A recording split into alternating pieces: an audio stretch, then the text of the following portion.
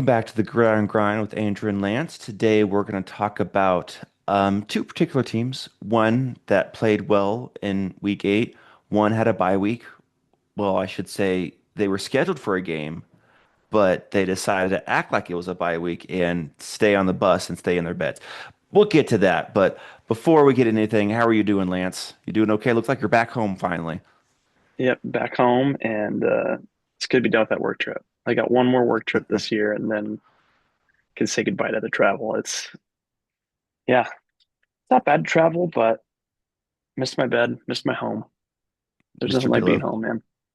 Yeah, missed my pillow because I foolishly kept forgetting to bring my pillow. So yeah, that was the worst.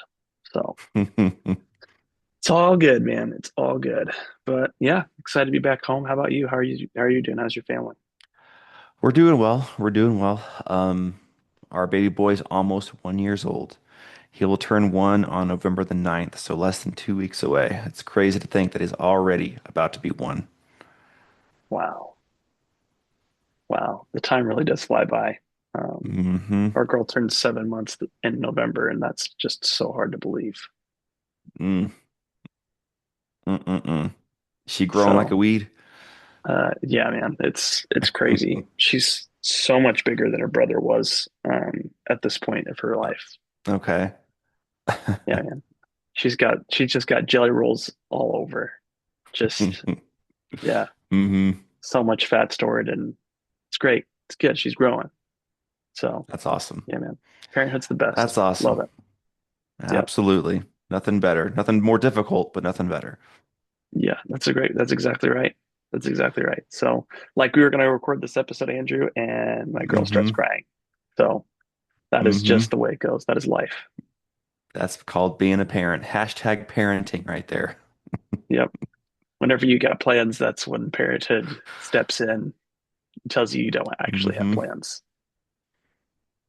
So, Kind of like, and look at my segue game here. Kind of like Minnesota planned to play a game in week 8, but then they decided not to show up. So I'm just going to kind of quickly touch on the game itself. Then I'm going to get to my key points overall for this team because there's a lot to talk about there. But this game was horrible.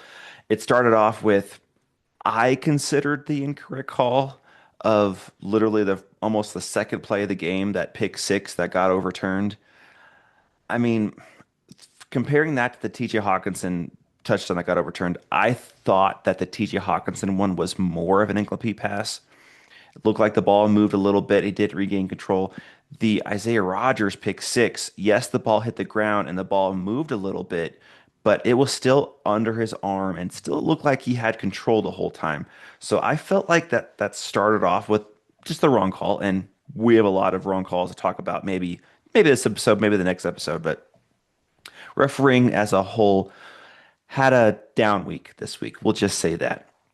But you can't blame that overturned call on why Minnesota lost this game. Momentum is huge, and Minnesota being up 7-0 to start the game as opposed to down 7-0. Is it possible this game could have been a little different? Maybe, but the way they played overall, I still think they would have eventually lost this game. Um, but that gets overturned. Chargers march down, get an easy touchdown, and it was all over from there. The Chargers did not punt a single time this game. They were 9 for 13 on third down. They ran for over 200 yards against this just Swiss cheese Minnesota defense, and they threw for over 200 yards. So they did whatever they wanted to. They said, well, let me throw this pass. All right, open touchdown. Let me run the ball up the middle, 9 yard gain. It was just horrible. And the offense couldn't really get it going either. Carson Wentz was sacked 5 times, and as everyone saw, I mean, this is too easy of a pun. He was literally wincing in pain the whole game. The whole game, his shoulder, his elbow was killing him. And one of my main complaints about this game was Kirk Herbstreit. I mean, I love him in the college game, but the NFL game, he's not the best. But he was literally dogging and complaining about Carson Wentz showing emotion on the sidelines, thinking that you should not be emotional. You're the leader of this team. First of all, he's not. He's the second string. He is not the leader of this team. And also, he is in agonizing pain. You don't even know how much pain he is in. And this is probably his last game he's ever going to actually play. And it was a bad game. He didn't play well. The whole team didn't play well. They're losing badly. Emotions happen. Give him a break. But I'll move on from that. Just overall, Minnesota didn't show up. This was horrible from the get-go, from the jump. Defense didn't do anything. Offensive line didn't do anything. Carson Wentz was just out there doing what he can, but he's not that great to begin with. It was just bad. Lab McConkey had that easy touchdown because our third string corner, Jeff Okudah, isn't playing any snaps, which that's saying something right there. He's our third corner, and he's played probably a total all year of like 90 snaps in 8 games, 7 games. That says something right there. When our third corner, teams run 3, 4 wide receivers out all the time. We're running safeties out to cover these guys. That's a different issue. But Minnesota lost, what was it, like 37 to 10? 37 to 10. Wasn't even close. It was a beatdown. It was garbage. But overall for the Vikings, there are four main reasons why Minnesota's playing so poorly. And quarterback is number four. It's part of the reason, but it's not the main reason. Number one is coaching. And coaching encapsulates multiple different areas. That is getting your team ready to play. They were not ready to play this game, and you can't complain about it was a short week. The Chargers had a short week too, and they came off a brutal loss, and they came to play. You didn't. So coaching is number one. Player development is involved with coaching. These players aren't really developing very well. And then play calling is a huge one, both sides, defense and offense, where it's been a roller coaster ride. Sometimes play calling's been pretty decent. Sometimes it's been bad. Whenever on 3rd and 1, you are one of the worst in the NFL in converting that, and you're passing 50% of the time. And those 50% of the time you're passing, you are hardly ever converting. You would think, you say, okay, we're trying to be balanced. I get it. But when 50% of the time you're passing and you're not converting, maybe you should change to run the ball more on 3rd and 1. But KOC just isn't doing that. And he traded for Jordan Mason for that exact reason, to convert those 3rd and shorts, because he's a big, bruising, strong back. But they're just not doing it. So coaching is the number one, with the play calling, development, with getting your team ready, with adjusting. They're not making any adjustments. It's bad overall. Number two reason is our defense, which that goes to coaching. But whenever Kenneth Gainwell is gashing you at the middle over and over and over again, that raises a red flag.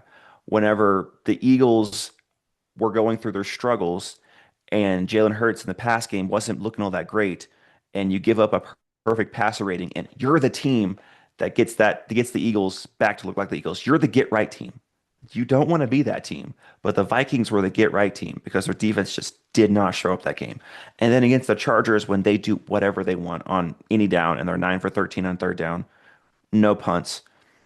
Defense is the second reason why Minnesota is struggling right now. They were supposed to be what we leaned on this year because we knew our quarterback play wasn't going to be great.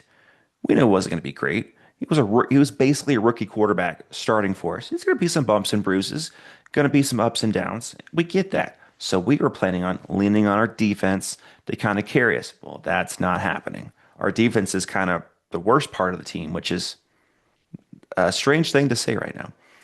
The third reason why Minnesota is 3-4 right now is the O line.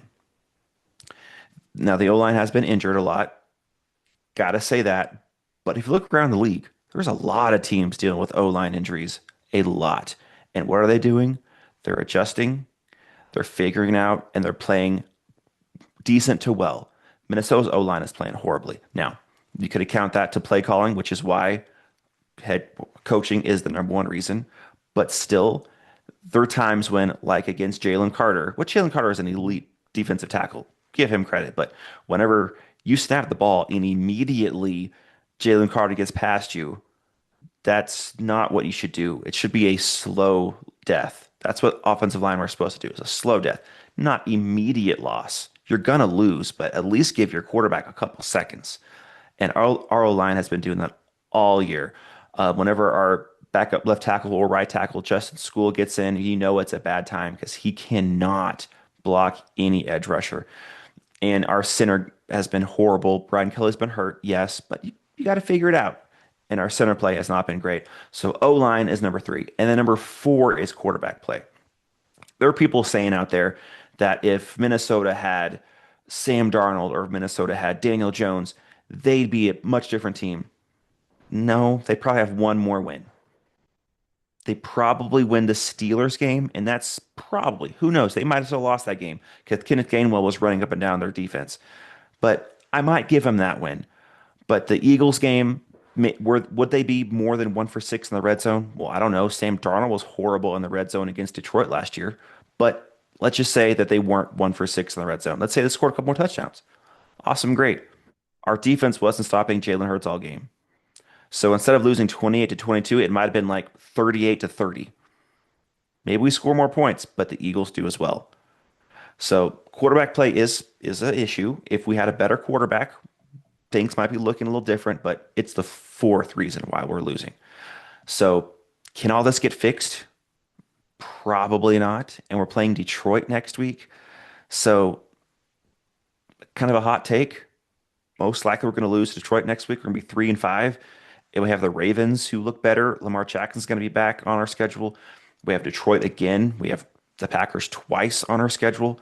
We have Washington who will have Jade Daniels back. They're not going to be a cakewalk on our schedule. If we lose to Detroit next week, go 3-5. Probably should look at maybe unloading a couple guys that get a couple picks. Not tanking, not selling everybody, selling low, but I don't know, maybe like a TJ Hawkinson. Could Hmm. you get a fourth round pick for him? Probably.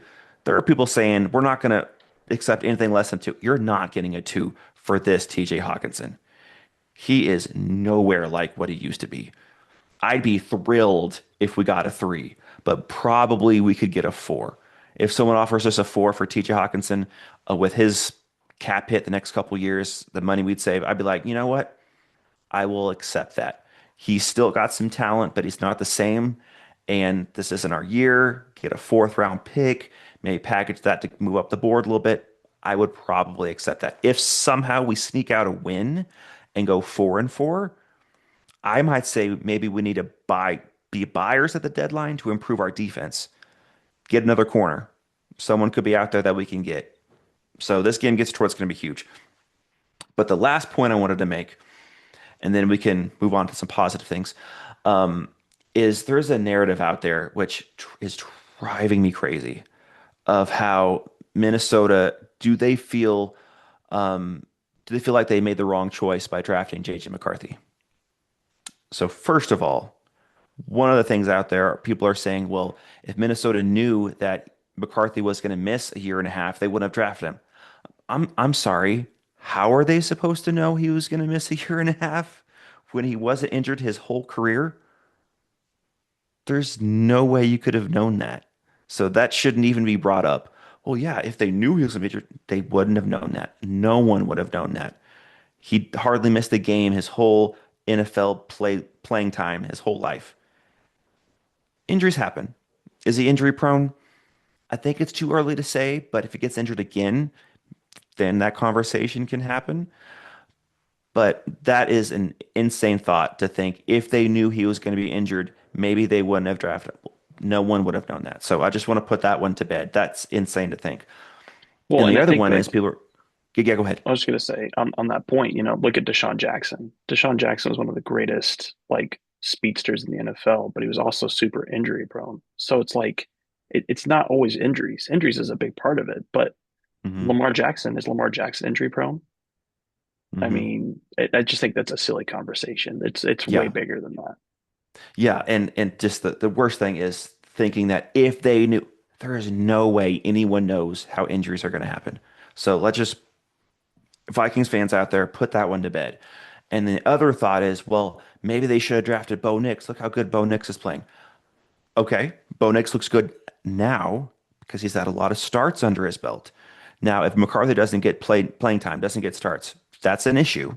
He's only had 2 games in 2 years. Out of 24 games he's been on the Minnesota Vikings, He's played two of them. He's missed 22 games. That's a problem. We need to fix that. But if you look at Bo Nix's first two games, just comparing apples to apples here, people are saying they should have drafted Bo Nix because he looks so great right now. Right now he does. His first two games at Seattle, they lose 26 to 20. He was 26 for 42, 138 yards, two interceptions. JJ McCarthy had a better game one. Just saying. Game two, loss at Pittsburgh, lost home to Pittsburgh, 13 to 6. He was 20 for 35, 246 yards passing. Okay, good passing yards, but two interceptions. Game one, he had a 34 QBR. Game two, he had a 27 QBR. It takes time.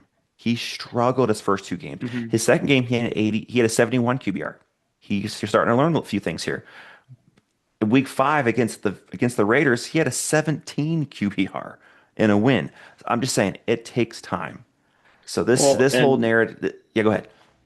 but the other thing too, I think on that note is like, what if we asked people in 2018 who's the better quarterback, Jared Goff or Carson Wentz? I think we all know how we would have answered that question, and it would have been a Mhm. legitimate feeling. But looking now, you would be absolutely foolish to say that Carson Wentz Right. was a better quarterback than Jared Goff, and Absolutely. it's just not even comparable. Yeah. Hmm. So, Yeah, I listened to a couple Vikings podcasts. One's called Purple Daily, one's called Purple for the Win. Shout out to you guys. But Vikings fans are writing into those guys saying these insanely dumb narratives. I mean, I know it's frustrating. There was semi hopes this year. I didn't think real fans would have said that they thought that this team had a true shot, maybe shot the playoffs.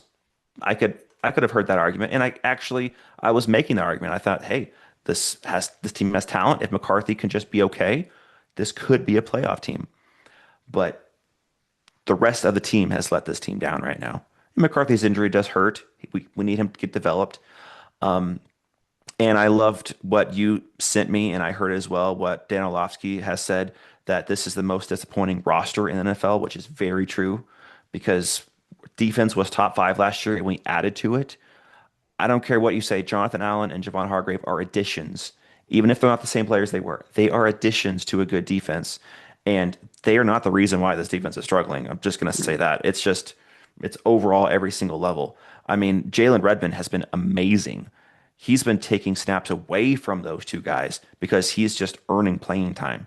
He has been awesome. The one turnover we had against the Chargers on Thursday was because he tipped a pass, an easy interception. He's been amazing, but the secondary has been suspect. Whenever you're having our big nickel safety, Josh Metellus, covering AJ Brown one on one, you know that's going to be a torch, and that's exactly what happened. So that's kind of on the play call and the scheme and the design. So there's so many issues more than Allen and Hargrave. But what Dan Orlovsky said is completely right. Minnesota struggled in the trenches on both sides last year. So what do? We add to it. Everywhere was additions, but everywhere's been disappointing.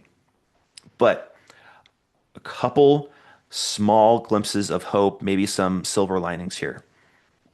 One, with JJ McCarthy, he's going to actually have a full week of practice for the first time since the Bears game because he's healthy enough to practice. He's going to be the starter against the Lions. So he's finally going to get prep. He might look decent out there. Is he going to win? I highly, highly doubt it. But he might look like a functional quarterback this time because he's going to get full game prep. And he's going to have Christian Darrisaw defending his blind side, which he didn't have his first two games. And Brian O'Neill probably should be playing as well. So our O line minus our center is going to be intact. He's going to have a little bit of protection. on the offensive line now, I'm wondering, is Christian Darrisaw someone you need to move on from? This is 2 years in a row that No, you had big issues. no, because he's still recovering from his bad injury last year. I mean, he tore his ACL, MCL in week 8 last year, and yet he started week 3 this year. Hmm. It's a year recovery. He came back in like 8 months. So he came back earlier than he probably should have. And he's been in and out because he's still trying to get ramped up. So I don't think we should move on from him. He's still young enough where he's a solid piece of our offense moving forward. Now, if you ask me about Brian O'Neill, our right tackle, I could hear that conversation because he's still got probably 2 years of really good offensive line play in him but he's a little older. He's making a lot of money. So if we lose against the Lions and we trade Brian O'Neill, that would suck, but I would understand. Christian Darrisaw, we're not trading. We just extended him. He's part of our core moving forward. He's like Justin Jefferson, J.J. McCarthy, Christian Darrisaw. They're our main three guys on offense moving forward. Jordan Addison, I could hear because he's been a really good receiver, off-field issues, and we can get a really good draft pick for him. I mean, I would anticipate we can get a one for him if we try to trade him because he's that much talent and he's shown that. But do I want to trade Addison? I would probably say it's Hawkinson and then O'Neal, then Addison because I like Addison as a player. He's really talented. Mhm. But there are a couple silver linings. So McCarthy is going to finally get a full week of practice. And there is a interesting point that O'Connell made, which there's no excuse of how poorly they played. This isn't an excuse, but this is an interesting thought. Minnesota's schedule this year, they've had no normal schedule. They've had no time to go Sunday to Sunday to Sunday and get normal week prep. Week one, Monday Night Football. So that's normal week prep because you've had training camp. Week two, Sunday Night Football. So going from Monday night, limited amount of practice to Sunday. Okay, that's not a normal prep week. Week three, normal Sunday game against the Bengals, our best looking game, which that was back when the Bengals were awful. But that's Sunday to Sunday, Sunday night to Sunday, but it's still Sunday to Sunday. So one time we've had that. And then two games overseas where we're flying overseas, not full game prep against the Steelers, which probably still should have won that game, and then fly to the next country, which isn't as far of a travel. So the game prep was a little bit more normal, and we win that game. Then we have our bye week. Then we play the Eagles, and we play tough. We play close. Didn't quite pull it out for multiple reasons. We already touched on that. But then a short week against the Chargers, and we didn't show up for. So the whole year we haven't really had Sunday to Sunday to Sunday game prep. We're finally going to start getting that right now. There's no more Thursday games, no more crazy trips, no more Monday night games. I don't think we have any more. Things can get flexed, but and I think we have a Christmas Day game, but that's later on. So that's going to be interesting to see if Kevin O'Connell can actually prep. There's there's been proof that KOC cannot prep for short game weeks. Happened last year. Last year when we played Sunday against the Lions, tough physical game. We just lost that game. I felt good about that game because the Lions are a really good team and we just lost. But then going to the Thursday game against the Rams, we didn't show up that game. He struggles when there's short game prep. Something he has to work on. But we're finally going to get Sunday to Sunday to Sunday. So it's going to be interesting to see if this team actually plays like a football team as opposed to last week. But those are a Well, couple silver and linings. Yeah, go I ahead. think a couple of notes on that point. I actually forgot this, and so I looked it up to verify. But the the Vikings have had four road games in the past 5 weeks, including this one. Hmm. That's extremely unfortunate. That's one that the NFL's got to fix. If your team's going to be traveling overseas and you're going to be there 2 weeks in a row, you better be the away team in both games. That's one thing the NFL's got to fix going forward. If I'm the Vikings, I'm absolutely complaining about the fact four road games in 5 weeks. Like, come on, that's ridiculous. I didn't realize they were back-to-back home games for the Vikings. That's absurd. That's one the NFL has to own and say we got to be better than that. Yeah, yeah. Um, but yeah, so couple silver linings possible going forward, but unless things get fixed drastically, which I don't think they can, this is not a playoff team. This is probably a 6-win team right now. I could see them maybe beating the Giants because the Giants are dealing with a lot of injuries. The Cam Scatterbo injury we'll touch on is really that sucks for them. I could see them Mhm. maybe beating the Cowboys because the Cowboys defense is so bad. And then I could maybe see them beating the Bears coming up because the Bears are our tough team, but I could see them winning that game. But the rest of the schedule, Lions twice, Packers twice, Seahawks. Seahawks looks really good, and we're playing at Seattle. Commanders, they're gonna be fighting for the playoff lives. All those, and the Ravens, all those are very possible losses for the Vikings. So this, unless things get fixed quickly, This is a 6-win team. Now, I will say, JJ McCarthy is undefeated in the state of Michigan. So he's never lost there.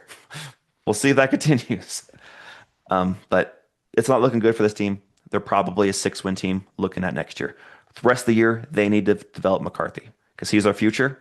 Get him as much playing time as possible. You need to start every single game, keep him healthy, keep him protected, and help him develop into a future star. That's what we got to do. And by the way, quick note, I ESPN had it viewed wrong on the website. They did not have the Browns and Steelers at home, but they Yeah, actually they were at were home. they were technically away games like at Steelers, at Browns, but yeah, they Even were even still though technically road games. even still though, I'm still surprised that you guys had two straight away games after one home game after being overseas. That's just Hmm. that's brutal. I mean, if the Chargers came to play you guys, or even like, flip the Ravens, make the Ravens your guys' Thursday night game, and the Ravens come to visit you, rather than going all the way on the West Coast to play Los Angeles. Hmm. The odds are just stacked against you. I think that that's just really what I'm looking at there is the odds are stacked against you to make something happen. Um, yeah. Did you have anything else you wanted to share, Andrew? I did have a couple of thoughts I I did want am to share. No, I am good. I have said everything I needed to say about the Minnesota team so far. I think, well, actually, first thing I did want to say, I think the part that frustrates me most about this Thursday night football crew, and I'm just going to say it because it's fair, is that Al Michaels is on the verge of retirement. So that part's Hmm. frustrating. He's not excited anymore. It's like he sounds like the grumpy old guy that's seen everything and he's ready to call it a career, but they offered him just a little bit too much money to say that he's ready to call it Say no quits. to. Hmm. And so you got that part going for you. And I looked this up just because I honestly couldn't remember. Kirk Herbstreit had no NFL career, did not play in any single NFL game. And that's fine. It doesn't matter to me like whether that is or not. But there are times I feel like he lacks the awareness that an NFL veteran has. Hmm. Like, like for example, if I'm Thursday Night Football, why would you not want Dan Orlovsky over Kirk Herbstreit? Why would you not want Greg Olson I over was gonna Kirk say Greg Herbstreit? Olson. He's one of my favorites. He's awesome. He's so good. He's Hmm. so good. Um, I mean, man, there are so many other commentators out there that are better. Louis Riddick is an underrated commentator on ESPN. Yeah, I agree with that one. There's Baby Booger McFarland might be better than Kirk Herbstreit, Andrew. Bring out the Booger That's moment. close. That's close, but I can be on board with that. I don't, I just think it has to be said. Like, Yeah. if Thursday Night Football wants good games, you got to improve this broadcast crew. That means you got to dump. But to me, I think you got to reasonably dump both of your commentators. They're just not a good pair. I've always felt that way. Not to mention the Thursday Night Football music is terrible. I think every time it comes on that I wish I could just listen to the game on mute because I hate the music that much. Yeah, I always mute it until the game actually is playing. I don't know. So those things I had to get out of the way. The other thing is that we talked about the offense struggling, we talked about the defense struggling. Um, there's a big difference between Nick Sirianni and KOC that I think needs to be pointed out that people don't like to because Nick Sirianni is not the type of coach people like. But I remember last year, and it gets overlooked, but the Eagles play the Panthers, and all that week afterwards, where the Eagles barely beat the Panthers, like we survived, and the complaints are about the passing game. And there's rumors about AJ and Jalen Hurts being at each other's throats and not getting along. Brandon Graham does an interview where it adds fuel to the fire. And Nick comes in, does an interview the next day, and just completely settles the conversation. He calmly says, I don't know what you're talking about. I see Jalen and AJ talking to each other every day. We're on the same page. We're doing a great job. Come out the next week and we look awesome. Have a great game against the Steelers. Do amazing. Like that's what a coach needs to do. They need to be able to come in and settle things down. If you have that gift as a head coach, you're going to win a lot of football games. Like that's like a Mike Tomlinism that I think Mike Tomlin does well at is setting things down, calming it, and righting the ship. This was a get right week for the Vikings, and they should have been able to get right. There are some adversities we talked about. I labeled the fact, like two, or you have a road game on the road, other side of the country. That's challenging, but I just think that it's disingenuous as an NFL commentator or as someone that watches the Vikings to not first say KOC deserves the lion's share of the blame. This is on him. I He agree. traded Sam Howell away. He signed Carson Wentz. He's the one that made that decision. If I Hmm. felt it was a little bit of a risk, and here's the thing on that note is that you know what you're getting with Carson Wentz. You know what you're getting. You know the type of person you're getting. You know this is someone that typically tries a little too hard to make up for things aren't going right. So why did you not pare down the offense? Why did you not say Hmm. we're going to go slants, we're going to go with curls, we're going to go with hooks, we're looking at 5 yard routes, 10 yards max. Don't put the pressure on us. CJ Ham's going to be out here in the flat to be your pressure valve release. I just feel like We did that. that one game. We did that against the Browns, and the offense was smooth. It was Yeah, functional, but KOC hated it. Like that press conference afterwards, he was upset after a win, and he didn't go back to it. So that just I'm telling validates your you, point. but coaches have this problem, and we don't talk about it Hmm. enough as fans that coaches have preferences, and the coaches that are willing to Hmm. give up preferences, like so. Let me give you an example. Last week, the Eagles passing the ball like crazy, but they saw weakness. They saw they could make it work. They tried the run game first. The run game wasn't working. We brought in a person to be the backup center, Brett Toth. It was not his game. He struggled. We adjusted. We went with the passing attack. We used Dallas Goedert.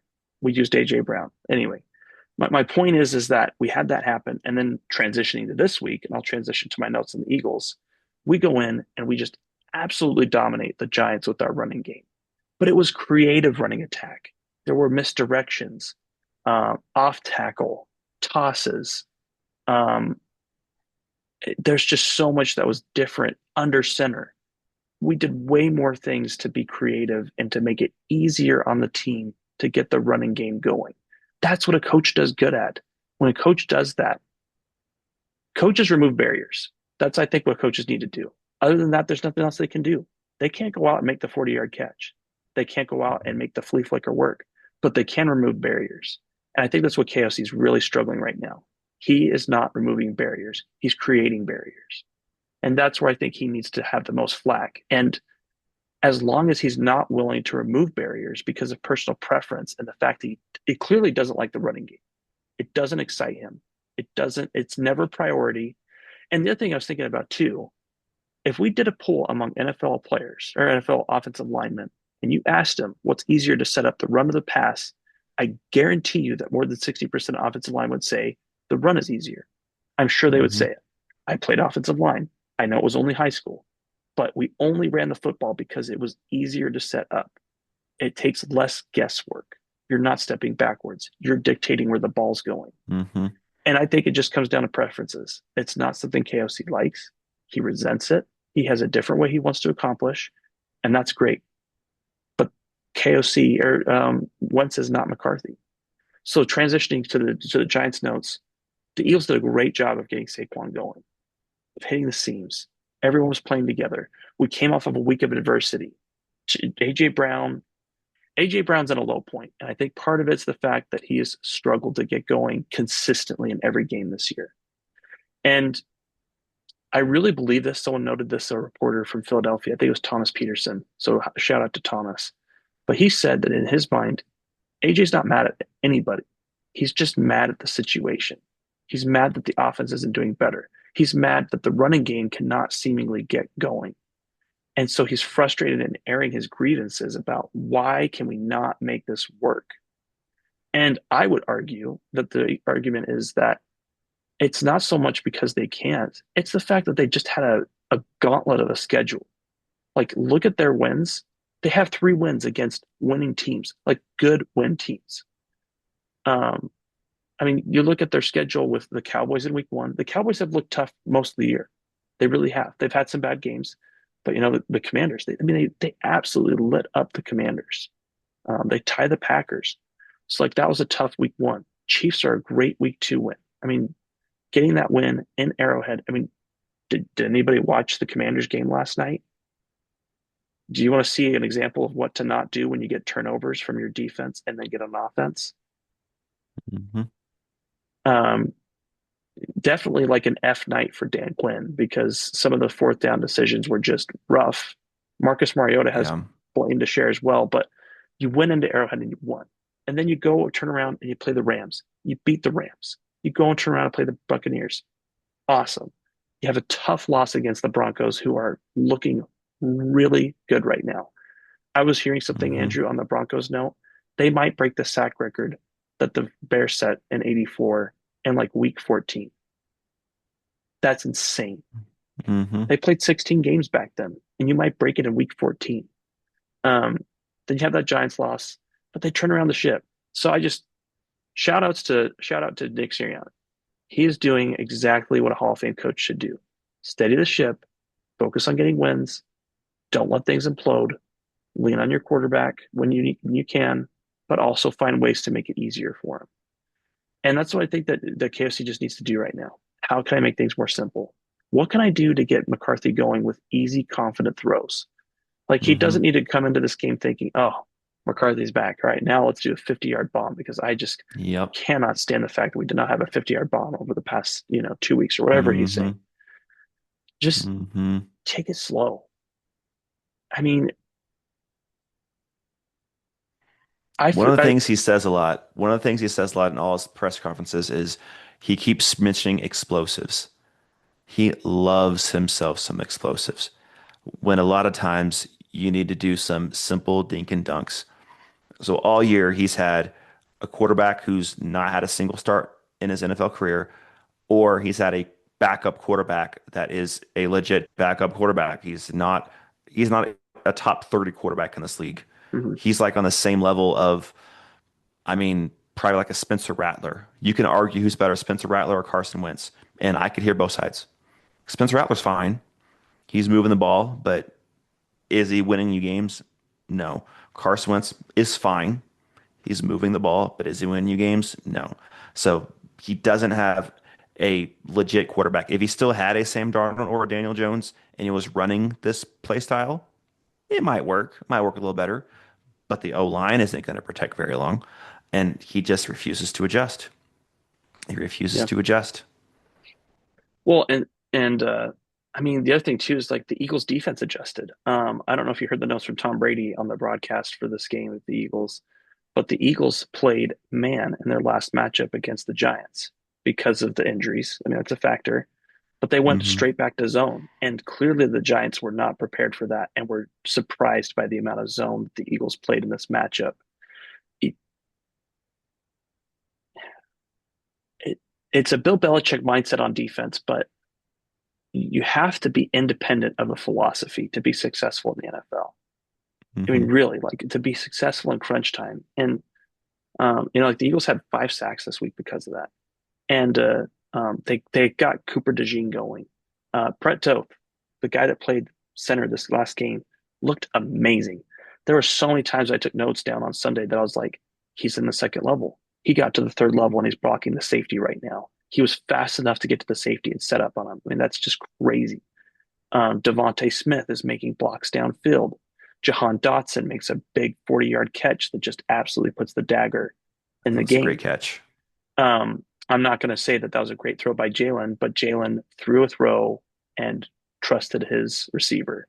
Um, I know there's some people kind of flacking Jalen Hurts for that throw, but someone phrased it really well. They said, when you have well over 500 passes where you haven't had an issue with interceptions, like typically, except one interception against the Giants, you're allowed freebies. I think that's a great way to look at it. You have a piggy bank, and if you have earned up your way, you can take risky plays if you have taken good care of your piggy bank over X amount of throws. I think that's a great way to work as an offense. Like I bet you that someone, the offensive coordinator, is like, Jalen, this is your time to cook. Go for it. Because that's what they did in the Super Bowl against the Chiefs with the dagger play. Jalen, you've built up your piggy bank. Throw this dagger to Devontae Smith. Make it happen. And that's the same way with Carson Wentz. Like there's just, yeah, it's the way you approach it. I think that KOC's mindset of being so negative about explosive plays was not healthy for Carson Wentz. He did not need that. Like, really just focusing on Carson, you're doing a great job, man. 10 passes in a row, 5 yards. That's great. We can live with that. If we get 5 yards a pass, that's a first down every other pass. That's okay. You're doing a great job. But I don't think that was the mindset. It was, you Mhm. probably missed Justin Jefferson down the field 30 yards. Why did we not get the ball to him? Well, we're never going to make up that now. And look at our defense. Like, I can just see it's just the mental faculty you have to be able to be above the storm.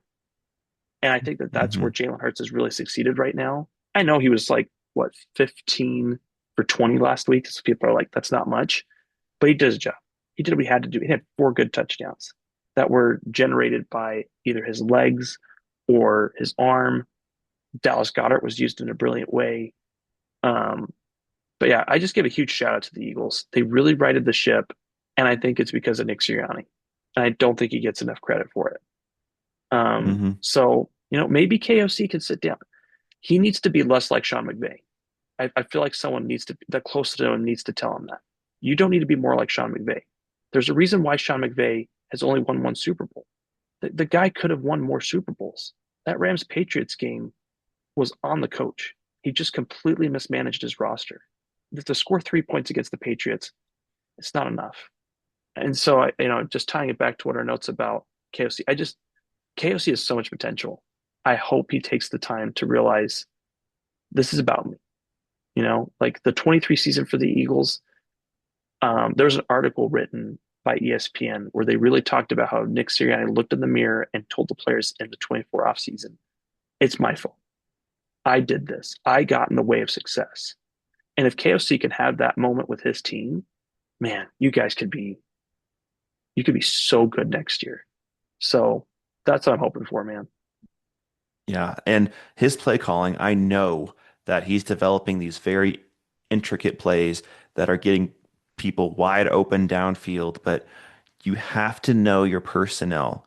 And when your O-line isn't protecting for more than like a 1.5, 2 seconds, and when your quarterback is limited and injured out there crying in pain, you can't just have these shots down the right corner of the field, 30 yards down, when it takes 4 seconds to develop, when you have a second and a half to be able to get protected, and then you have to scramble and try to get out of that and get hit hard and in more pain. You have to know your personnel. Last year, his personnel, the O line played fairly well all year, and Sam Darnold had a great deep ball. So his play calling was pretty much right in line with what he had. This year, personnel is a little different. So you can't have your personnel adjust to your play scheme. You have to have your play scheme adjust to your personnel. And he hasn't learned that yet. Yeah. Oh, and one other thing I did want to mention too, just because it was a big moment in the game. Um, People's frustrations about the tush push, I feel like are not about the tush push. I think it's elements that tie to the tush push Hmm. because there's a lot of discussion about the fumble no call. And my argument to that is what I've said before, Andrew. If you're going to hold referees accountable, allow coaches to challenge whatever the heck they want to. Stop telling them what they can't challenge because it is a dumb philosophy. There's absolutely times that referees need to be challenged and they need to be embarrassed, and it's okay. It's okay. They'll get better. They'll realize the mistakes they made. But I don't know if you saw it, but during the broadcast, there was an errant whistle during the field goal kick where Hmm. you can absolutely hear the Hmm. whistle. It was during the play. It affected at least somewhat of the play. I'm not saying that Jake missed the kick because of it, but it definitely tainted the play, and they did not correct it. There was Hmm. a fumble pass that was called a fumble. The Eagles recovered, and it was overturned, and it was one of the weakest overturns I've ever seen. It was not clear and obvious to me. Hmm. Um, like it was not. I could understand how someone makes the argument, but here's the problem: the fumble was called on the field. You have to leave Right. it as stands. I don't care how much you think it was a pass. You better be 100% sure if you're going to overturn that call. That's And it's exactly like, the Isaiah Rogers pick six. It was called the pick six and wasn't really enough to overturn it. but here's the thing: like the Hawkinson touchdown to last week, I Hmm. still don't believe in my heart of hearts it was 100%. Maybe you lean towards it, but you're telling me it's clear and obvious, so therefore it has to be an incomplete pass. I don't Yeah. think so. It was called a touchdown. So I just think the NFL needs to take a moment to say, our system's not working. We have to do something else because Brian Dable should have been able to challenge that call and be able to get the ball. I think that's fair. I would have been totally fine with that as an Eagles fan and said, you know what? You're right. He should have been able to challenge. But that's the thing is like, it's three challenges. Quit crying NFL about the commercials you have to take. Make sure you get it right because that's what matters. Don't put teams in position Hmm. where mistakes are made enough where they can't win. Um, there's other ones we'll get into for this week. The Sunday night and Monday night games were just two egregious issues that are just like horrible, bad. Can't have those happen ever. And they both happened in the same week as the Eagles fumble issue, following a TJ Hawkinson controversial issue where the refs disagree with the call. It's Hmm. just not a good moment for the refs. Uh, Yep. Got to get Yep. things And fixed. they are only human, so mistakes happen. But like you said, something needs to happen where you can fix an incorrect call. Well, They got to change something. and like with the tush push thing, if someone jumps off sides, I mean, if it's in a goal line situation and you think that there's like if they score on it, like automatically go back to review if someone moved. I'm fine with that. It should be pretty easy to tell if someone moved or not. You can watch it in slow motion. Like that could take it out of the game, but just challenge it. Give the element to challenge. I, Yeah. I just think that we're talking about different issues that could be part of the problem, but the real problem is the refs. There's no real mechanism to hold refs fully accountable. Like the Saints and Rams pass interference issue that happened a few years ago in the NFC Oh. Championship game. Hmm. You know, there has to be a way to be able to throw the challenge flag and be like, no, no, this has got to get looked at. It has to get overturned.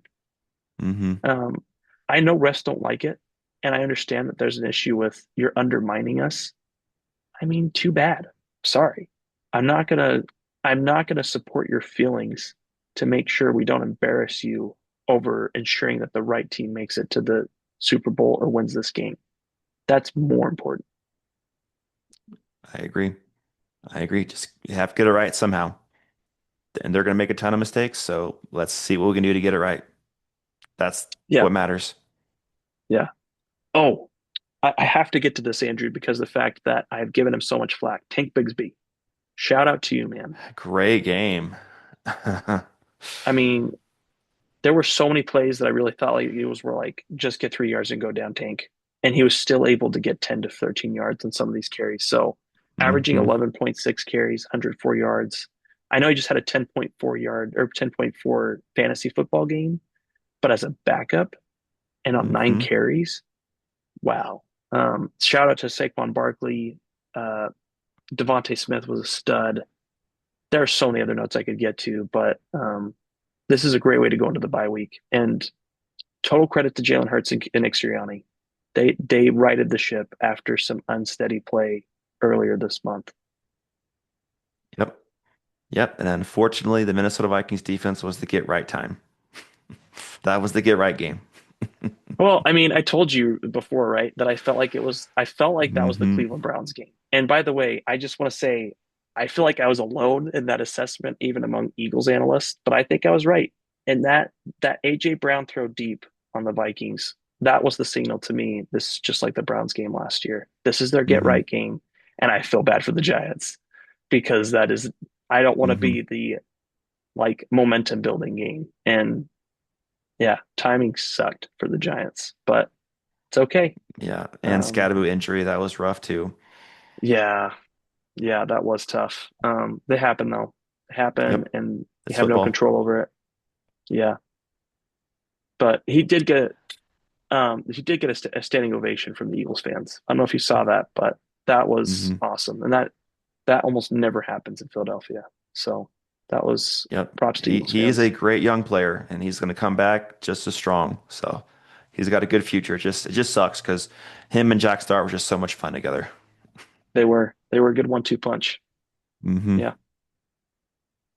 Well, that's all I had for the Vikings and Eagles games this week. yeah. No, I think those are good notes. So I'm excited to. We got to get into the Miles Garrett drama tomorrow. Hmm. Yep. So much good, juicy stuff tomorrow. There's crazy upsets that there's always upsets, but that Falcons game was horrible. I mean, the Um, Jets winning last second against the Bengals, okay, that was a close, competitive game, and they came back strong and won the game. All right, that's fine. It was a shocker, but it wasn't like, whoa. But the way the Falcons played against the hapless Dolphins, I don't know what that was. they're frauds. It's over, man. They're frauds.